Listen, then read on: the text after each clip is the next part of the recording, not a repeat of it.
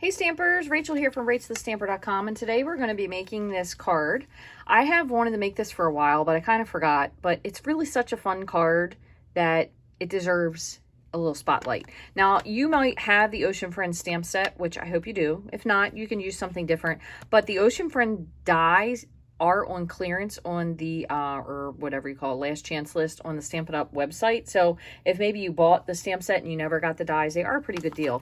They do have a lot of extra stuff that, yes, you could use this to cut these out, but I haven't. But it does have these, there's coral. You can do something with the waves. So even if you wanted to make this, let's say you decided you wanted to make this into a gatefold card or something, or you wanted to trim off the end, or maybe you were going to make this so it wasn't quite as big, you could even use this to make the edge of your card wavy. So it was like ocean waves or something, or bay waves or whatever. I don't know, it'd be kind of fun. And then this is a die that will cut, which is pretty fun. So you could layer this, you could do this as like a peekaboo. There's lots of fun stuff that you can do with the dies that maybe you just might not necessarily think of. So if you see something like that and you're like, yeah, but why? I don't know. I think a lot of times you can do stuff that's really fun and it's just super unexpected. So I am going to tell you one tip that I found is when you're doing a card like this and you have two stamps that you're going to be doing together. So this would theoretically be a two-step stamp because you have an inside and outside. I find that using the same colors, first of all, does save you a little bit of time because you don't necessarily have to have colors that coordinate because they're the same. You're just going to use the same but lighter, and I'll show you how to do that. But the other thing is when you do this card, it's easier if you do the outline first and then fit the inside color in. So the other thing you could do if you wanted to avoid that altogether is you could stamp the outside in a color, and then while it's still wet, you could use your blender pen and blend it in, which would give it even a lighter color. And I do realize maybe some of you aren't familiar with what am I wanting to say here? Crustaceans, but these lobster would be cooked because they're not red.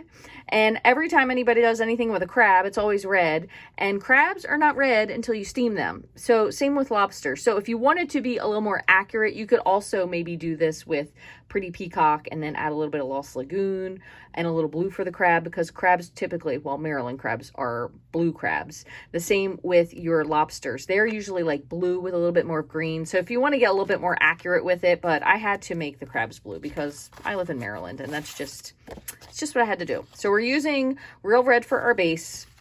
I have a piece of Night of Navy 4x5 1/4 for a layer. This measures 3 3/4 by 5. Then I have another panel for the inside, and then I have just a little bit of scraps for the happy birthday. The happy birthday actually comes from a different stamp set that is not 29 anymore. This is a new one. Really good font. It's got a lot of really funny stamps in it, which I always appreciate. So you could use something generic if you wanted to, but that's what we're going to do. So I'm going to take this piece for now. I'm going to move these over. Move this over. And I feel like, did I already lose? I thought I lost one of my pieces. Yes, I did. Here it is. All right, we got everything together now. So it's easier if you start again with the outline. So what we're going to do is we're going to do our crabs. Then we'll fit in the lobster. We're using Real Red, Misty Moonlight, and Balmy Blue for the bubbles. So we're going to do the blue first. And you can use a Stampin' Pierce mat or a stamp mat, I think they call it now. But if I have a couple pieces of paper together, so I'm not really going to worry about necessarily having a pad below because I feel like that's enough padding for me. But when you stamp with photopolymer, you kind of need a little cushion because there is no cushion on these stamps versus the red rubber. So if you aren't stamping with a cushion, make sure you give it a second to transfer. And I kind of just did opposites is what I was going for. So odd numbers are more visually pleasing, and then I just did them in a pattern. So in order to make it lighter, because if you were to ink this up and stamp it, it's going to be dark. So what you want to do first is you're going to stamp off onto a scrap, and then just the best you can line it up. It doesn't have to be perfect. That one's probably a little, we obviously use this a lot, so it's a little bit lighter, but it's okay. And like so. That's a little bit off, but no big deal. So I'm going to put these on the side. I am going to use this for the sentiment though, so I'm going to hang on to that. Then we're going to use Real Red, and we will do the lobster. And I usually try to fit the largest one in, and then I will angle to the other ones. So we'll put this in here.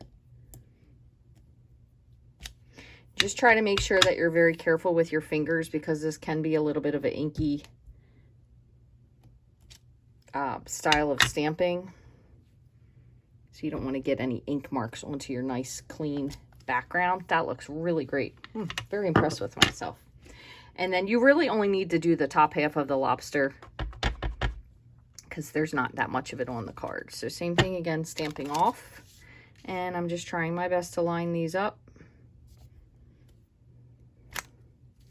Technique, that's the word I was looking for. It's a very inky technique. And last one. Okay, so we're going to get rid of this as well. Move these. Oh, this one I do need. And then we're going to fill in with the bubbles. I'm going to flip this over so it's not quite as distracting. Then we have balmy blue. And I forgot to get out my little bubbles.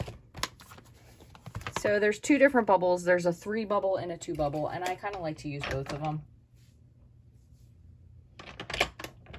So all I did was just did the bubbles kind of randomly around.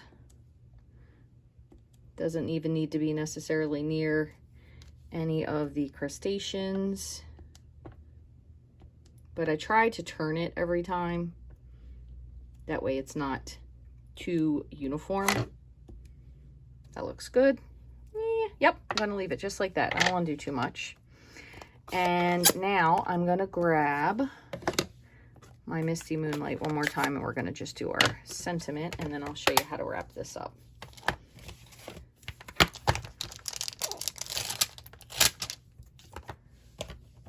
Okay, so I have my happy birthday here. So I try to do with these photopolymer, because sometimes you can kind of put them to the side, is I try to just set it down, and then usually if you set it onto something, you can find out if it is or isn't straight. That looks good. And then this one, again, you can nip it down a little bit, because I kind of trimmed it right to the words. So even if it's a little bit askew, I'm going to trim it anyway. Perfect. Okay, just put this out of the way. I'm going to give this a second to dry while we assemble the rest of this. Again, so I do have an inside panel.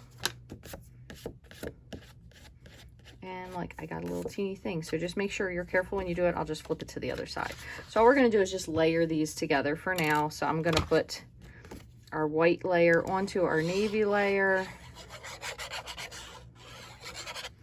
Like so. So again, this was 3 3/4 by 5. It's going to onto a 4 by 5 1/4 panel of Night of Navy, and we're going to glue this onto our base of Real Red, which is 5 1/2 by 8 1/2 scored at 4 1/4.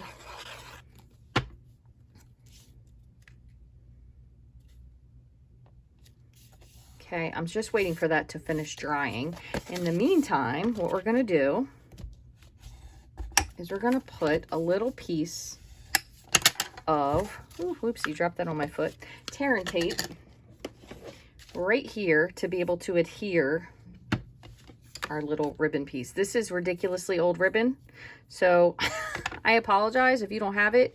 It's pool party. Find something that you have and use it, because that's exactly what I did for this card. So I just have, this is the stitched satin ribbon. I'm just going to cut off a little piece. Doesn't need to be super long. Looks good. And then I'm going to lift my tear and tape release paper. And I kind of just did a, what did I do? Yep, I did a up, up, down, up, or whatever it is you want to call it. And it's stuck there. And then what I'm going to do is put dimensionals here.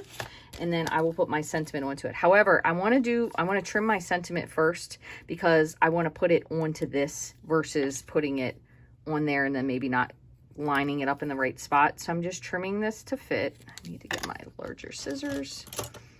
It's funny with these scissors. I need to know, do you have an alternate place? Because Joann's was my go-to scissor sharpening, because they used to have the people that would come outside and sharpen the scissors, like, I guess it was once every couple months. That's a little bit off. Let me just try and straighten this up a little bit.